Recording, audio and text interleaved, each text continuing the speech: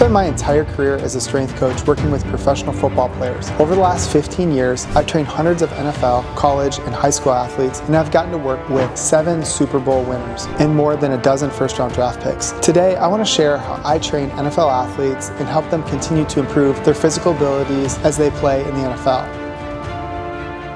I played football at Central Michigan University and was part of 2 Mid-American Conference Championship teams. I played with like 18, 19 guys who went on to play professional football, many in the NFL, and I got to be coached by Brian Kelly, who went on to be the winningest coach in Notre Dame history, and Butch Jones, who took over for Brian Kelly, and he went on to have a great run as a head coach at Cincinnati and Tennessee, and currently he's at Arkansas State rebuilding that program. So after I got done playing college football, I wasn't good enough to play in the NFL, but I still wanted to work with athletes in the sport that I loved so much and maybe help guys achieve what I was unable to. So my first job out of college, I went to work at the Poliquin Performance Center for Mike Beistel, and it was Charles Poliquin's Performance Center. What I saw was pretty incredible and a new paradigm and approach to training. NFL guys were making more progress in body composition, power, speed, size, basically every physical quality you could imagine in 3 to 4 months of training than I had seen many of the athletes that I played with, myself included, make in 3 to 5 years playing college football. I mean, it was incredible. What was even more incredible was that these athletes were not just improving their performance, they seemed to get healthier and have more energy,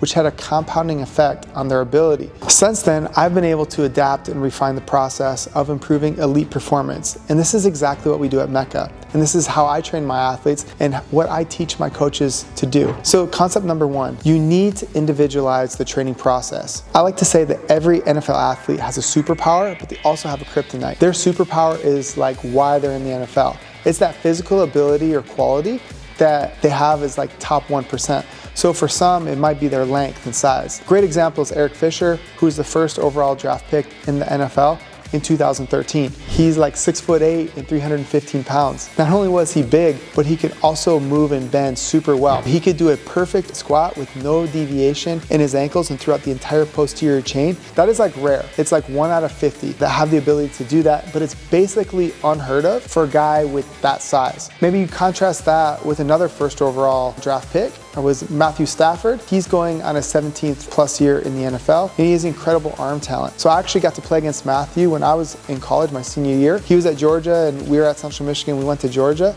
I kept it close for a little bit, but they ended up blowing us out at the end. But I've never seen anybody with the ability to throw the ball with that much velocity or accuracy. But what most people don't know is how smart Matthew is. When I started training him, he knew more about the shoulder and the biomechanics of throwing than anybody that I had ever met. He was an incredible pro, and I've never seen that before. As a strength coach, what you have to do is you have to protect the athlete against their kryptonite. For example, if an athlete is super tall or long, that is their superpower. Their superpower is their length. They have great levers for producing force, but what is exposed is their joints. So their joints are at a greater risk of injury. And you see this all the time with knee injuries, ACLs, hamstring tears. One of the most important things is getting them stronger. Getting a taller athlete strong is going to be the best bang for your buck because now you're supporting the levers that allow the athlete to produce force. Limb length is one of the biggest reasons why they're so successful, and strengthening them, especially in the extended or end ranges, has a great carryover to performance and can really enhance their ability. So there's some athletes who are very strong.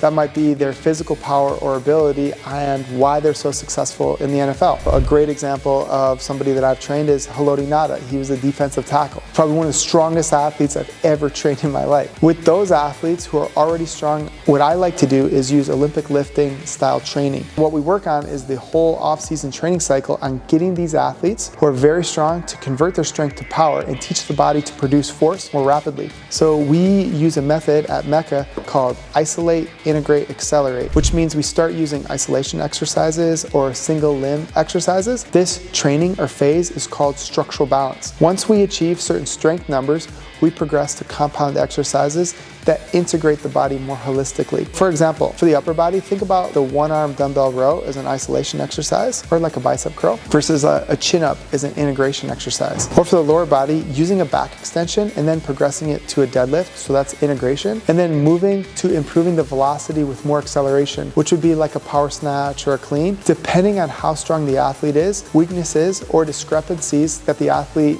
needs to account for.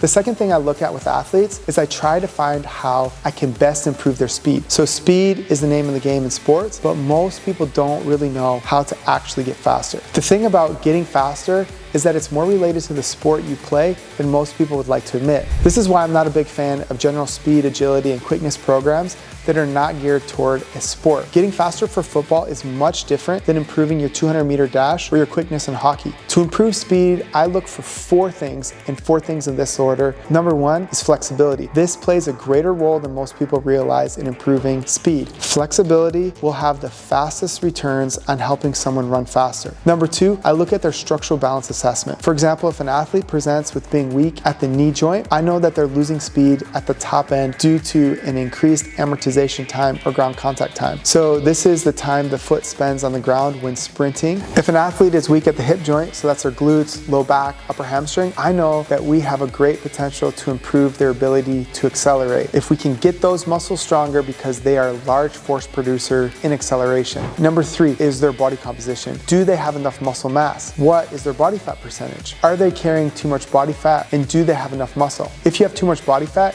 you'll have greater levels of inflammation, intramuscular friction, and excess non-contractile weight on your body. By dropping body fat and muscling up, we're able to get a lot of these athletes to improve their speed, and not only that, by improving their body composition, this is one of the best natural ways to improve conditioning levels in delaying fatigue, which is super important late in games and throughout the entire year. So finally, number 4, I look at relative strength. So relative strength is how strong the athlete is for their body weight. Many athletes in the NFL are just that, great athletes, but they actually have poor levels of strength because they are just so much better at playing football, and getting stronger hasn't been a priority for them during their career in college or in the NFL. Now, this is an area where we can make massive leaps and bounds, especially for athletes who have not really invested in training to improve their strength levels. Many times athletes have shied away from the weight room because they've gotten injured, or they haven't had success because the training program that they were on was general and not specific. So they haven't seen much progress even though they've worked out a lot. The difference is